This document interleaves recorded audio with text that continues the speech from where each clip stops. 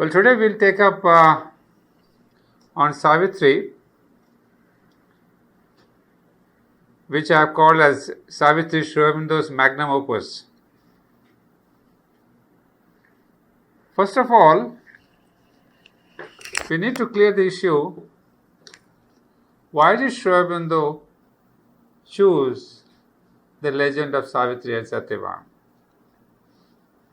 That's a question that several people have asked. Is it only to perpetuate the old Mahabharata legend, which is a story of conjugal love between Savitri and Satyavan? Or is there any other reason? Well, perhaps you would know that this legend is the only connection between the Vedic period and the modern times.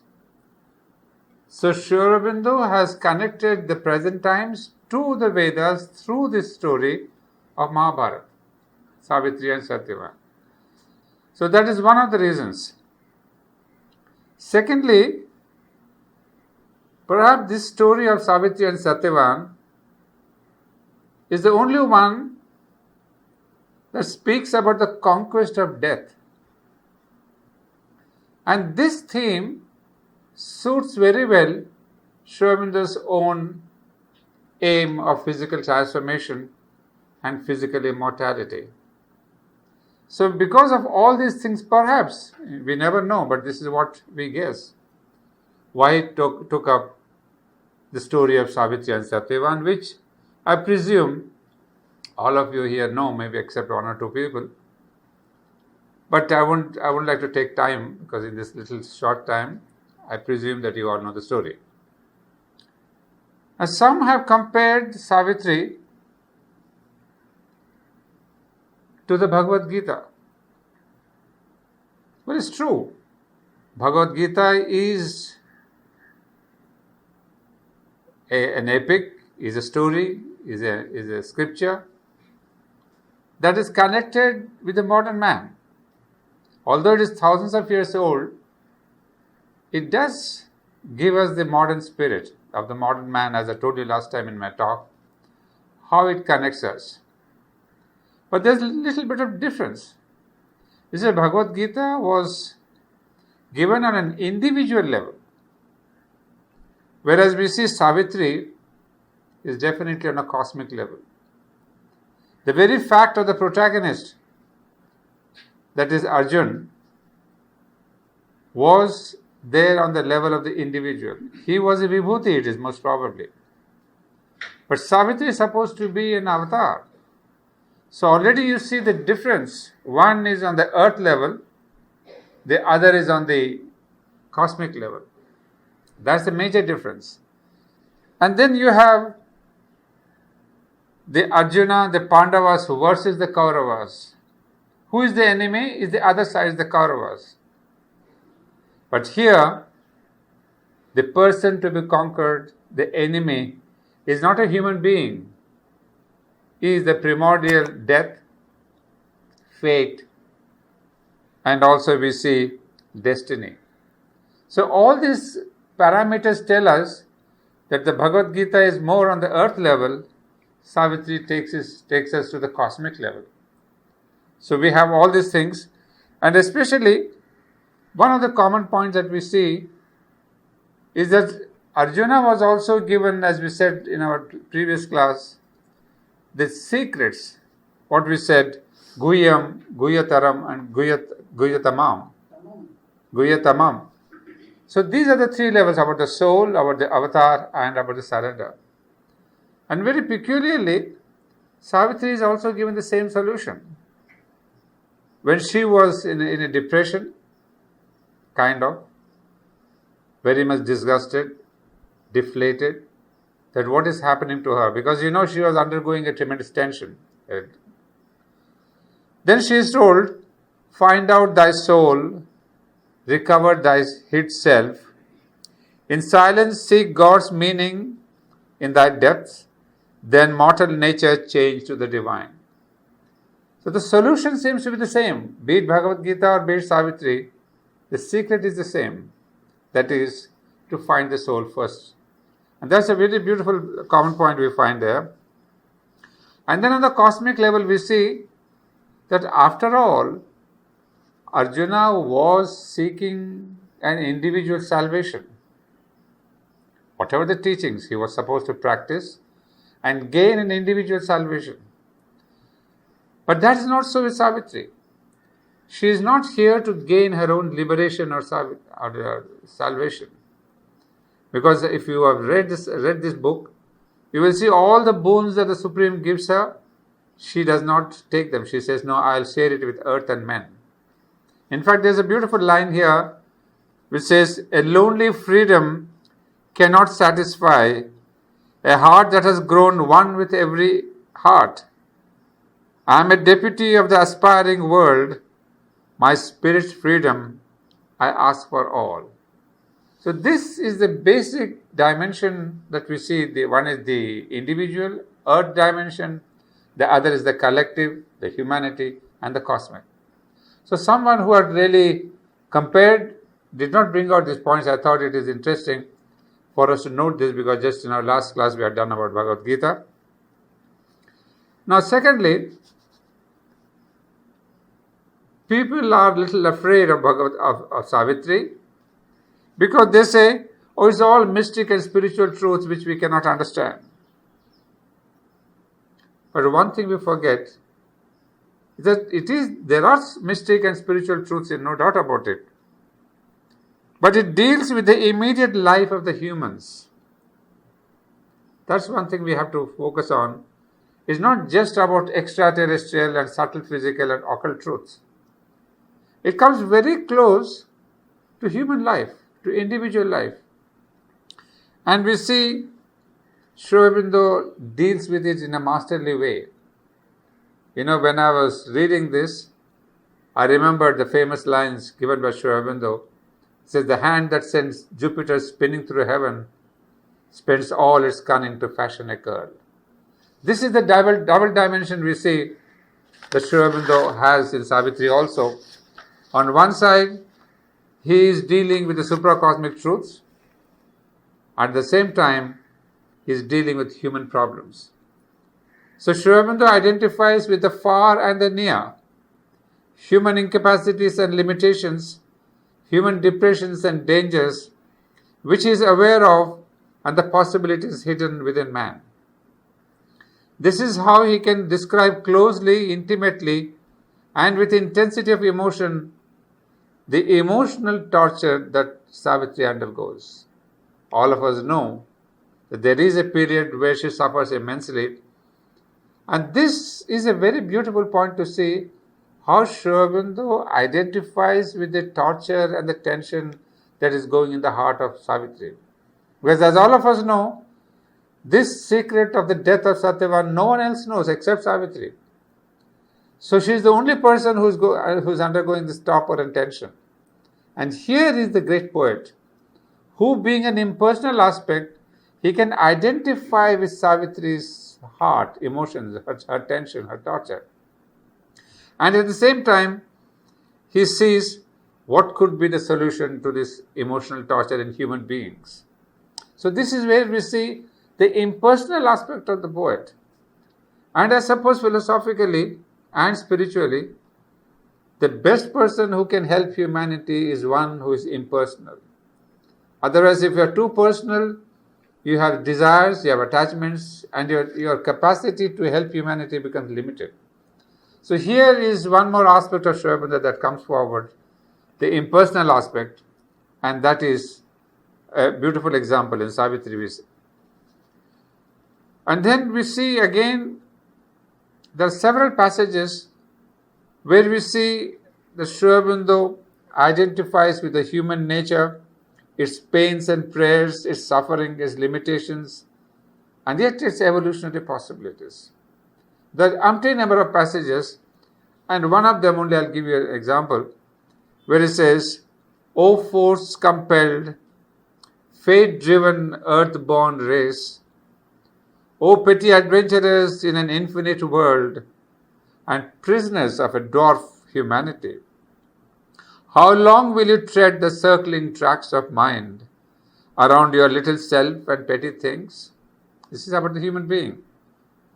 But not for a changeless littleness were you meant. Not for vain repetition were you built. Out of the immortal substance you are made. Your actions can be swift revealing steps. Your life a changeful mold for growing gods. A greater destiny waits you in your front. This transient earthly being, if he wills, can fit his acts to a transcendent scheme. So this is we see what we find in this seer poet, his capacity to see the immediate and also to see the future. That's why, many passages where people do not understand, but we can identify with these passages, which show him extremely close with a kind of intimacy, with emotion, with kind of concern, as we say, with human problems. So we should not think Savitri is only about the higher evolution, about avatar, about vibhutis and all that. But this element of Savitri, the touch of the human tears, as we say, is very, very, very beautifully brought out in Savitri. That's one aspect. And there's a second aspect which has been much discussed, and it is very, very obvious even, we cannot even avoid it. That's the aspect of the spiritual autobiography. This is something again that comes forcefully to the reader.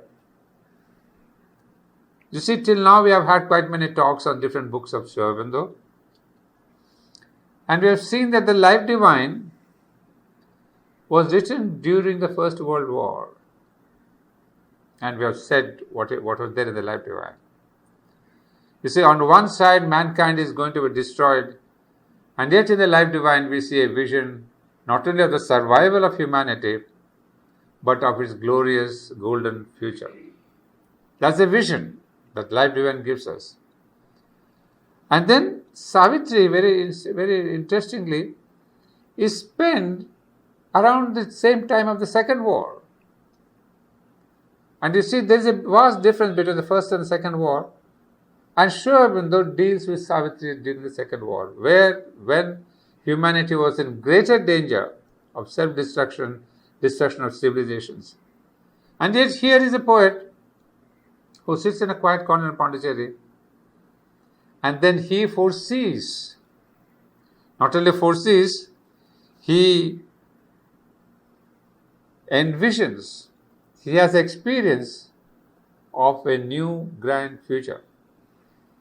And this is something that we have to understand, that while in the Life Divine, we see there are his realizations of his spiritual experiences. Savitri is a manifestation of his spiritual experiences. That's the difference. Life Divine is realization of the divine, but Savitri is a manifestation of the divine in matter, in the physical. And that is what he has been doing, especially after 1926, which we saw was the turning point in his life. From the ordinary mind, he gets to the overmind, and from 1926 onwards, another 25 years, there's a journey towards the supermind. So during this time comes in Savitri. So Savitri is not only, as we say, ascent of his consciousness, but also it is a vision of how to bring down the supermind. So let us not think that Aurobindo took 25 years to write Savitri. It is not the time. It was his own spiritual notebook, the growth, the ascent of his own spirituality. But at the same time, we have many letters where he's saying that I am bringing down the supermind. So the last 25 years of Sri Aurobindo's life was recorded in Savitri both as an ascent and a descent. That is why Savitri is a more comprehensive work, we can understand now. It's not just the ascent, there's the descent also into that. And it explains, you see, because of this ascent of consciousness, he resumed writing Savitri more or less after the 20s, in the early 30s. Although the earlier drafts were there in Baroda, but the real resumption of this writing of Savitri takes place after the 1926 event. And we see that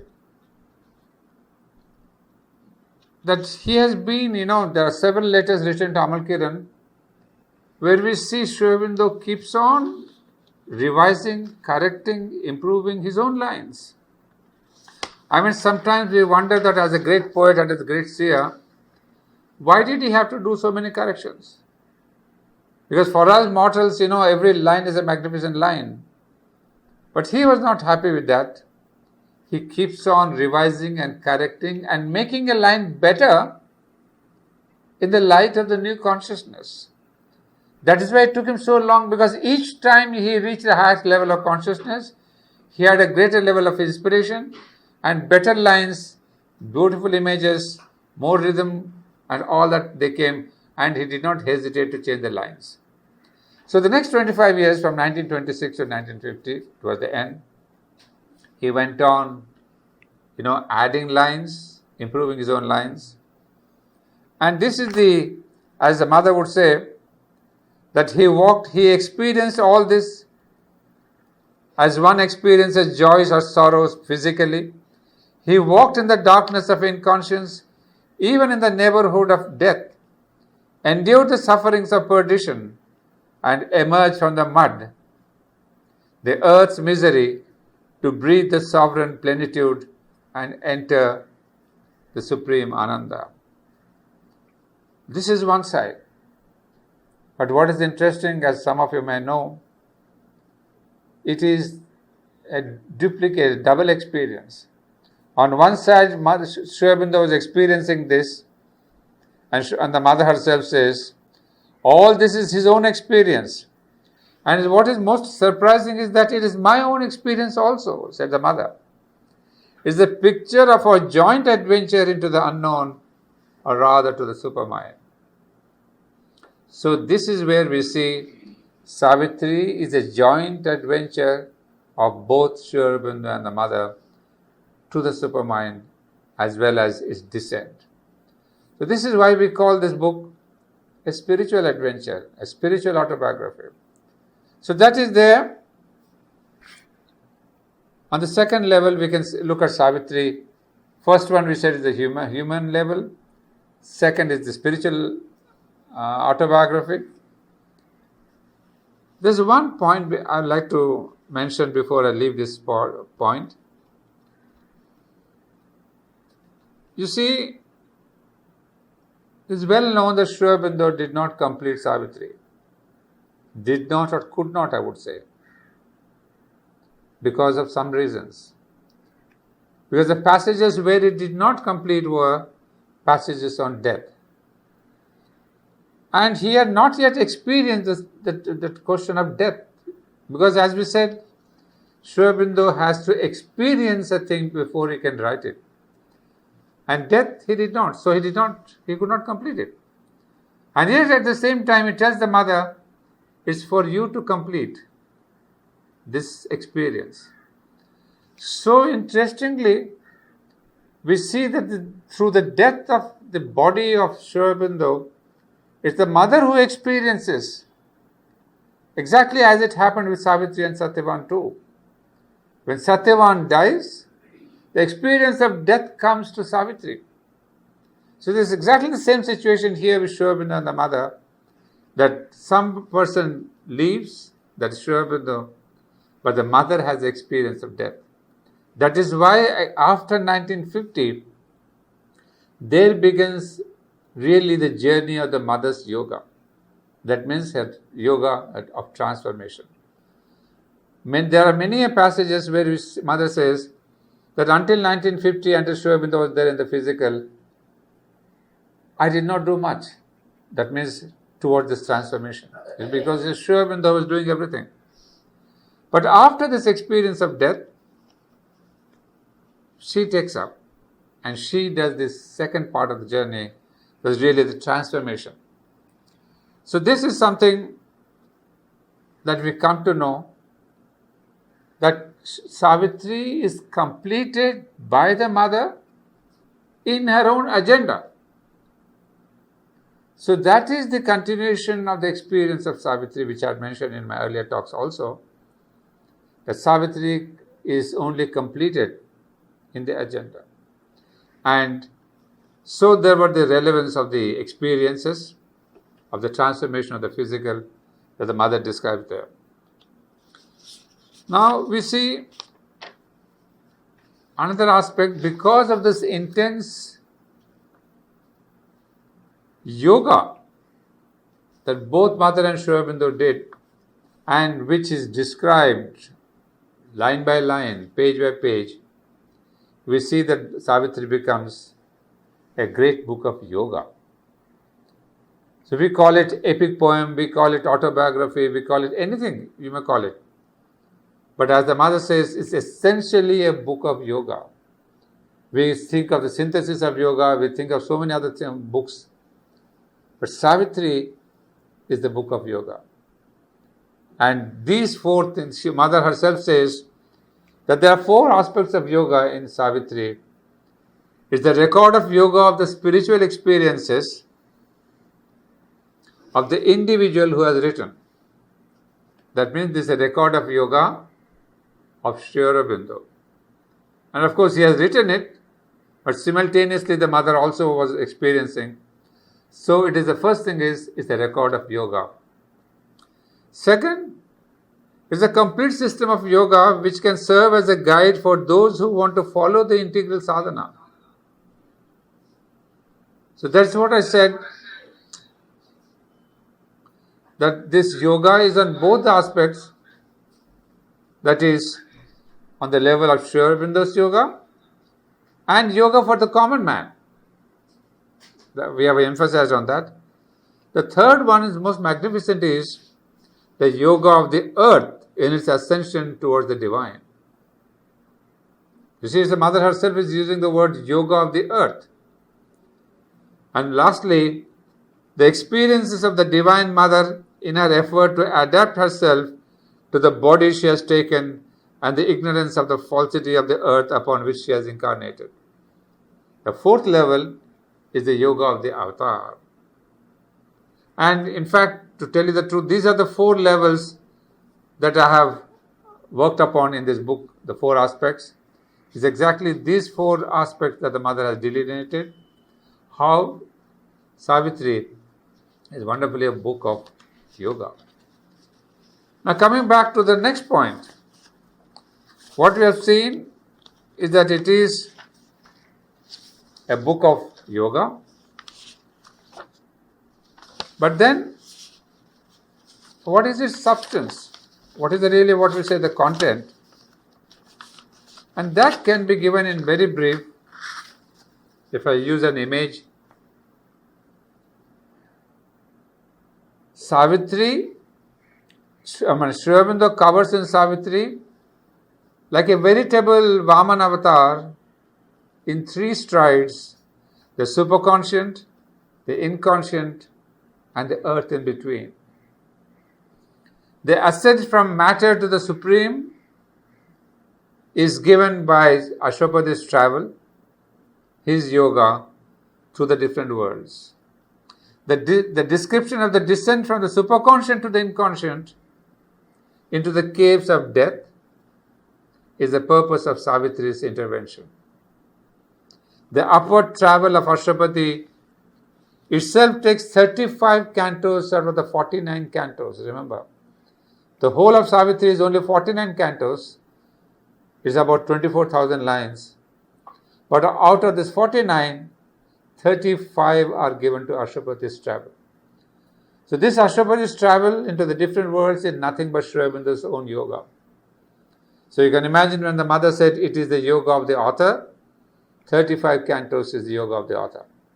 The remaining 14 cantos, of course, that covers Savitri's yoga, her finding Satyavan, her progress through the occult worlds, etc., her battle with death, etc.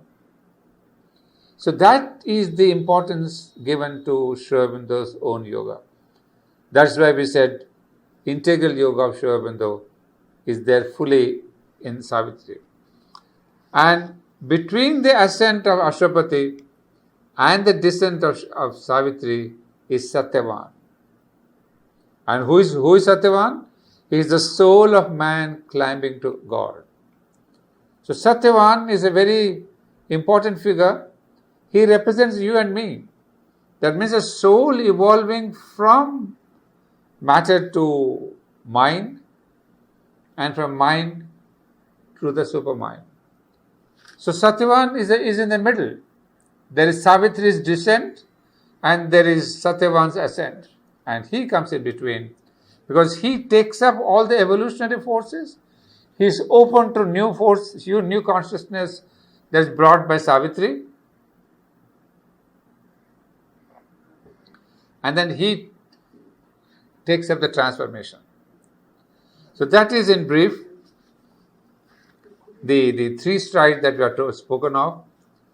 So this cosmic reach and heights of Savitri includes, as the mother herself says, mysticism, occultism, philosophy, the history of evolution, the history of man, of the gods, of creation, of nature, all is here.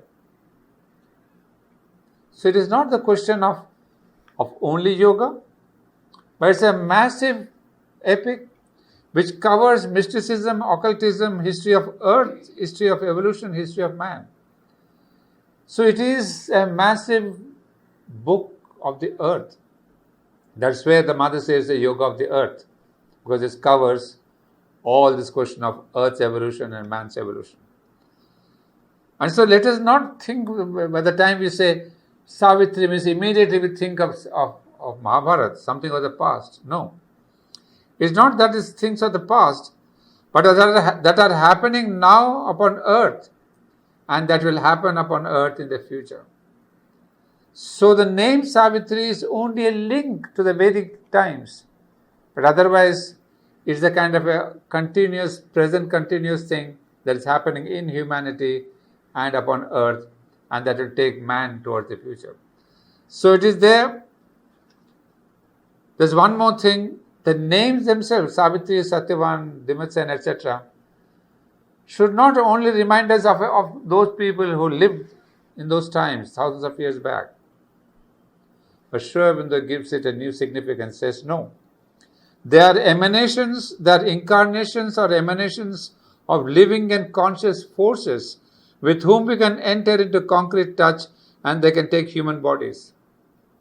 So you see, this is another significance. When you are reading Savitri, let's not think that this is a story of Savitri who fell in love with Satyavan and all that.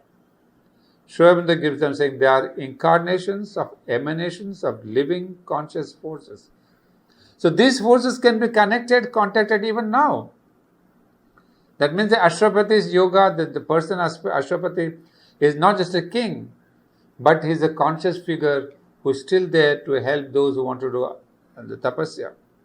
And of course, with us, it's much easier because Ashwapati is none else but Sri Aurobindo himself. So that question of tapasya is there in Sri Aurobindo. He can be contacted for the yoga sadhana. So that is the third aspect.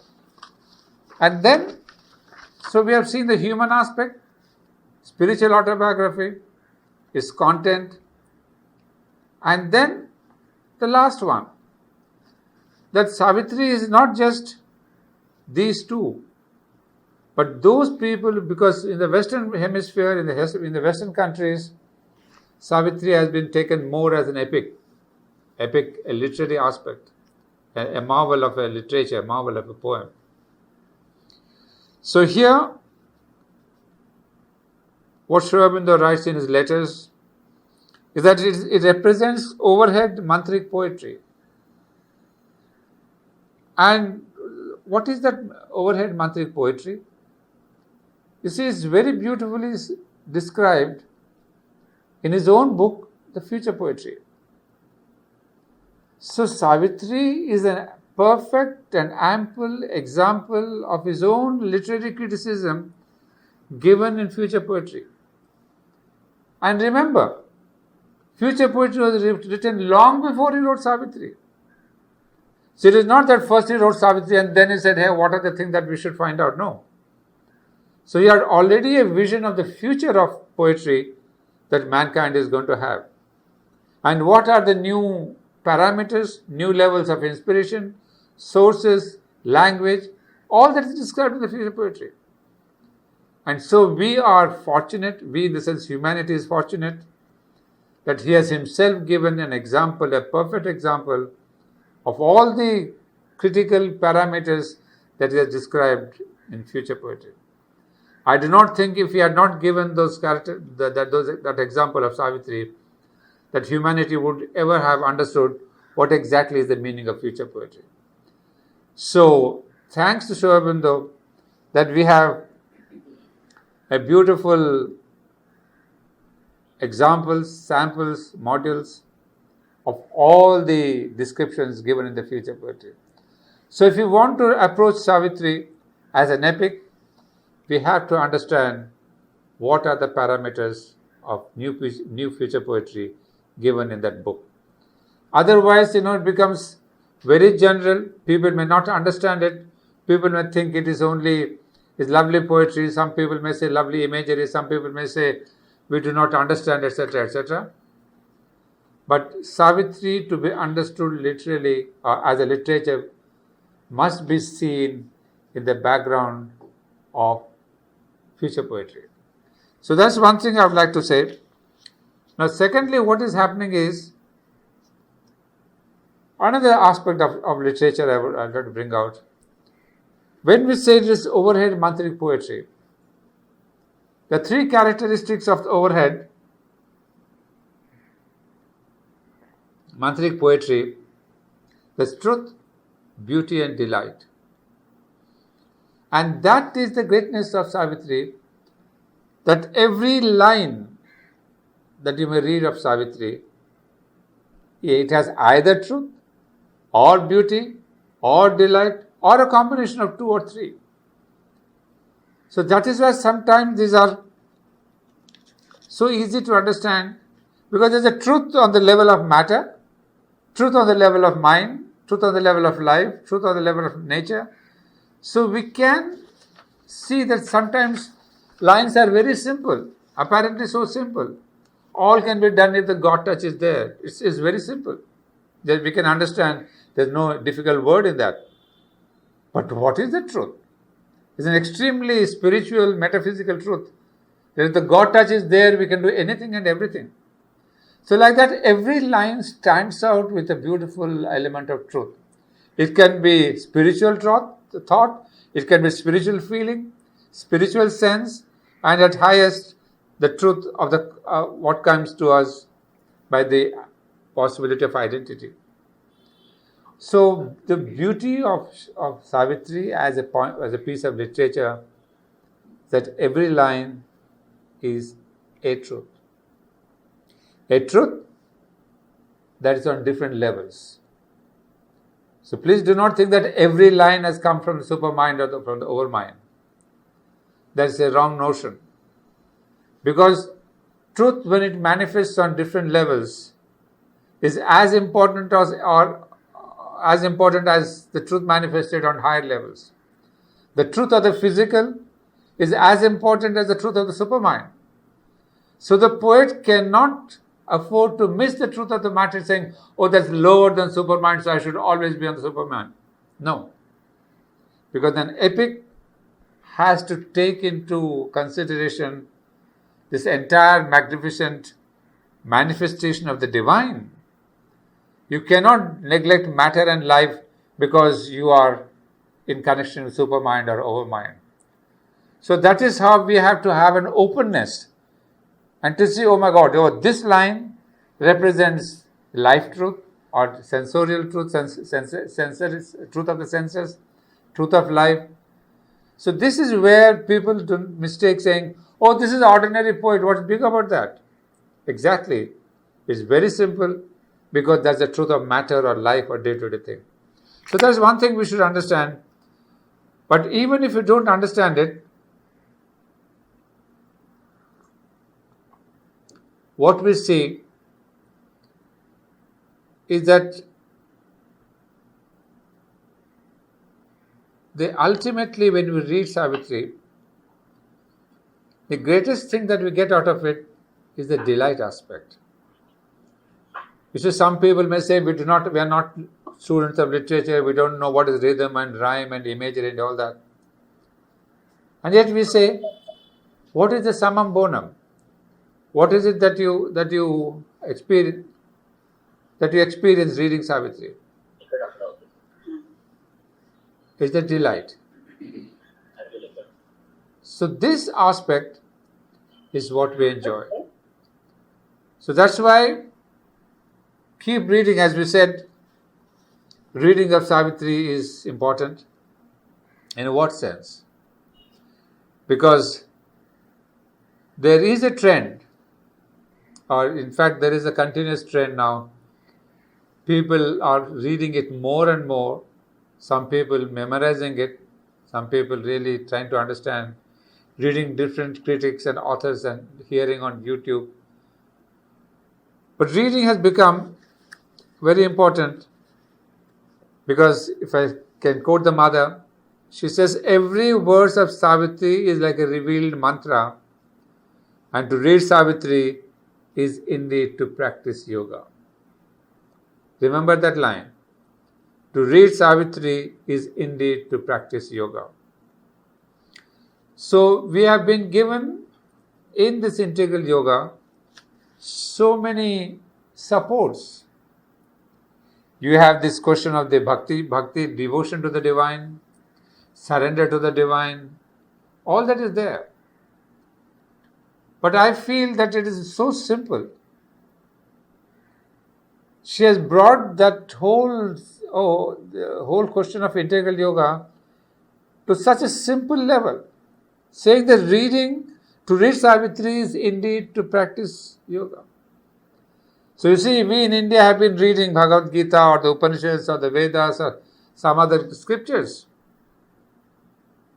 But here is Sri Aurobindo and the mother, who have given us, for the present and for the future of humanity, another great scripture. So even if we do not understand it, we need to read it. We could read that on a daily basis. In fact, there are many people who read it on a daily basis. But then the mother says, in fact gives us a very beautiful hint, but you must not read it as you read other books or newspapers. You must read with an empty head, a blank and vacant mind, without there being any other thought. You must concentrate much, remain empty, calm and open. Then the words, rhythms, vibrations will penetrate directly. So remember, the condition is the heart that receives Savitri, not the mind. So the mind has to be calm to such an extent that it becomes blank and vacant. So do not bring in your literary critical analysis saying, oh, what is this word, what is this rhythm, what is this rhyme, etc. Let not the mind intervene trying to understand. You see, there are devotees who can take up this. But there are some critical minds who say, no, we like to understand it as a point of literature. Welcome. But for the sake of sadhana, you see, there are two ways of looking at it. If you want it to be a help for your sadhana, then try not to understand. Just keep a blank, my mother herself says, a blank, vacant mind.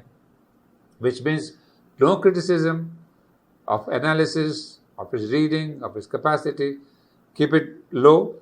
He says you must concentrate much, remain empty, calm and open. Then the words, rhythms, vibrations will penetrate directly. The direct method is by the heart.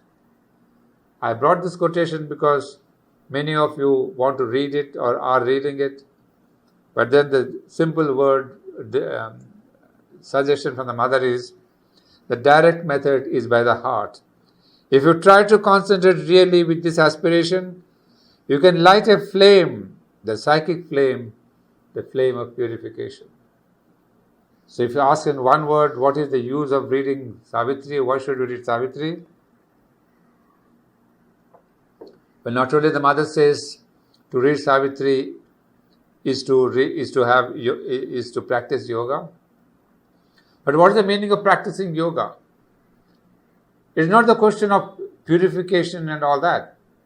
It could be. But she gives us a very beautiful hint. By reading it with the heart, you can light a flame, the psychic flame.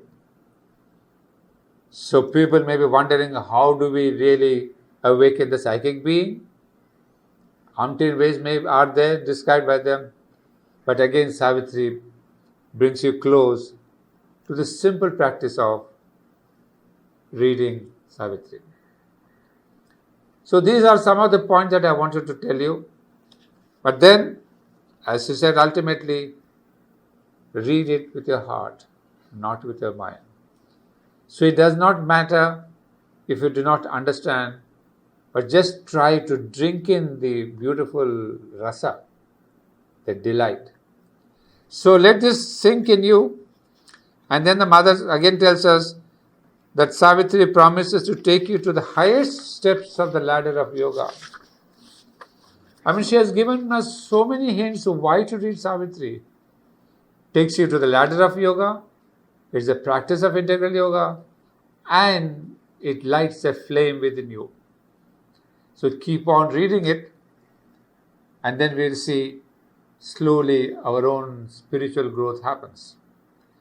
So Savitri is not a book of the past, but one of a future towards which earth is evolving, secure in the hands of Sri-Aurobindo and the mother.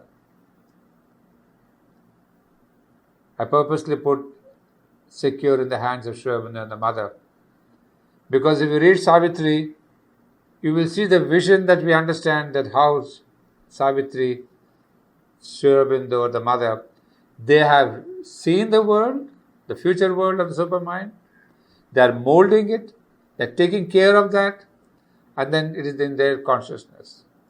So, in fact, there is a line from Savitri. Savitri herself tells the Supreme Mother, not the mother, is the death. She says, my soul and his indissolubly linked in the one task for which our lives were born, to raise the world to God in deathless light, to bring God down to the world on earth we came, to change the earthly life to life divine. So it is they who have brought Supermind, it is they who are taking the humanity towards Supermind. So that's why I said the world is secure in their hands. So this is just, I've tried to give you some highlights because, this 24,000 lines with this whole world and a universe in front of you, we cannot do much. But I've just given you an approach to see you can approach it on the human level, on the spiritual autobiography, at the point of literature. So with these complex things, you can now understand how Savitri goes beyond all his other writings. And that's why no wonder the mother said, I believe it is his message. All the rest is preparation, while Savitri is the message. So it's wonderful to see that he had written so many great volumes in this area. I mean, each volume is a new path for humanity. And yet, what comes after Arya, that is Savitri, is the real message. That's why when Sri Mother says, rest is a preparation. So the great life divine, the great synthesis of yoga, the great essays on the Gita, the great Upanishads, the Isha Upanishads, and the Vedas, everything that is written in Arya is only a preparation. Preparation for what? It's not a question of the thought level. If you see what all has gone in life divine, from the point of view of philosophy, metaphysics, thought is there in Savitri too. All that is there in the synthesis of yoga, it is there. It's not that Sri Aurobindo has given us new thought on Savitri. But why is the mother saying, is it preparation? Whereas Savitri is a message. Preparation to manifest the new consciousness. Because as I told you before, that Sri Aurobindo is bringing down, manifesting the supermind. So Savitri is a manifestation of the supermind. Life Divine is a pointer to supermind. And of course, the synthesis is there to help us walk the path. No wonder the Savitri is admired over the world, all over the world. And those of us who would like to take it up, because once you start reading it, somewhere it captures you. The language or the imagery or anything, you can take it from any angle. But here you see the impersonal Sri Aurobindo, the very personal Sri Aurobindo because of his yoga, and the very personal touches of the mother. And also, he keeps a thin line of the story of Mahabharata. So it's a magnificent thing that connects you to the Vedic period, to the contemporary. It's a magnificent epic that connects you with the present, to another 1,000 years of humanity's future. So it is this grand, is a magnificent and profound significance. That's what it can be, it is. So, I try to give you in a very much of a nutshell, but it's for you to now take it up and pursue. Please read it as much as you can.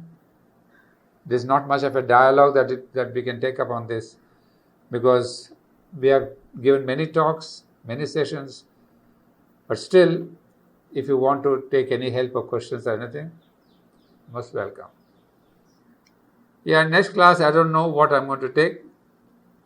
I'm thinking, not yet confirmed, is to take up the Isha Upanishad. You see, you must have seen the trend of my talks. I've taken till now all those books which are directly connected with spiritual experiences of Sri Aurobindo. All of them in a way have been autobiographies, be it the Life Divine, be it the Synthesis, be it the Gita, be it the Savitri. So these 4 books are purely autobiographical, given in a different manner. One philosophy, one yoga, one Gita, one this way. So this has been my sort of take there, that let me connect these books to him. So here the poet, the writer, the author, and what is written are one and the same. So after this, I may plan to take up Isha Upanishad and the Ideal of Humanity, etc., which are not directly connected with your spiritual experiences, but which have grown out of his own experiences. The understanding, the vision and all that, they have grown out of their own, his evolution of consciousness. So that's why I chose these 4, which are autobiographical. Next 3 talks would be not necessarily autobiographical, but surely a growth and evolution of his own consciousness. Right? Thank you then. Welcome for the next session. Bye. Thank you, sir.